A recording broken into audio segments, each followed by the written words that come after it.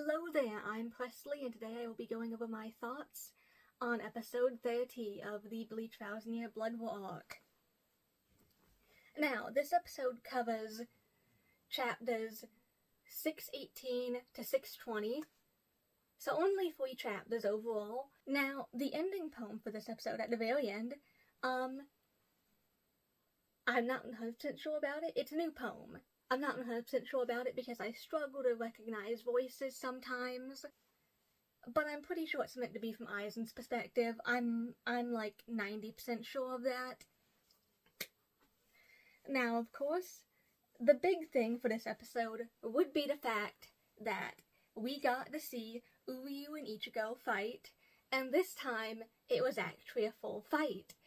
Instead of the few panels we got in the manga, this was actually expanded into a full fight in the anime, and it's perfect. It is everything I could have hoped for from this fight.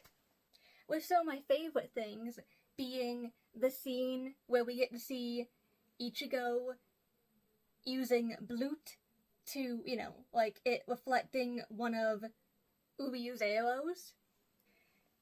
And we see Uryu being surprised by this, because, Uryu doesn't know yet that Ichigo is also part Quincy. He wasn't aware of this. So that's a cool little detail I love. Alright everyone, calm down. This is not a false alarm, but we do actually get to see Uryu's Vollständisch, which I hope I pronounced that right. And this is insane to see because it looks great. I love the way it looks. I love the way, from what we got to see of it, I love the way it seemingly functions. The way that he controls the arrows moving around kind of reminds me a bit of Zenbone Sakura, which is really cool because I love how that looks visually. And I really cannot wait to see this get expanded upon more, hopefully, because it's so cool. Obviously, I was losing my mind when this happened in the episode because, like I've mentioned before, I really like Uryu. He's definitely up there in my top 10 favorite characters. So the fact that he's been getting so many new scenes in the 1000-Year Blood War anime has just been fantastic to see as someone who likes him. We also get to see Chad, Orihime, and Ganju, kind of fighting a bit with Yhwach's royal guard, And, that was interesting to see.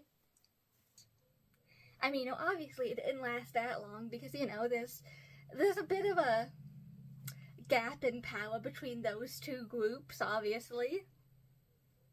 Because, two of those people are just humans with full blings, and then the other one's Ganju.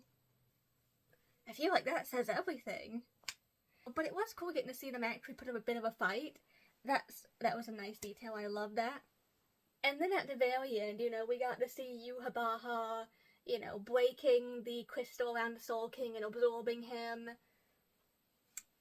And, we get just the briefest glimpse at, his eyes, which I'm not going to go into too much details about because, that starts veering into manga spoilers territory, so I'm not going to go into that. But it was cool to see. That's just what I've been loving so much about the 1000-Year Blood War, especially this course so far. They've added so many new scenes that I'm genuinely blown away by the sheer amount of new content that really helps to elevate some of these scenes from the 1000-Year Blood War manga. It's great. Because, some of these scenes really did need a good bit added to them, and it's great to see that actually happen. But fantastic episode. Loved all the new Uryu stuff. It was fantastic. Well, I guess this is where I'm going to end my review. Thank you so much for watching. I will see you in the next video. Bye!